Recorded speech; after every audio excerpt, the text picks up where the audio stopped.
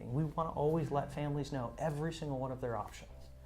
I remember when I first found out about 3D printing and how it had entered into funeral service, and I was enamored by this concept of a gentleman who had a car that was important to his life.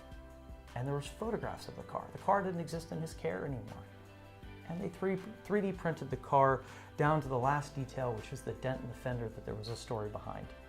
And that was unique. There was one of those in the world that was made for that individual, and every time you saw that at either the cemetery or the home, you saw that experience, and that captured a part of someone's life, an important moment or time that that person existed. And I just think that that's unique and beautiful. We have this here is the Apple IIe. Mrs. Pace was my second grade computer teacher.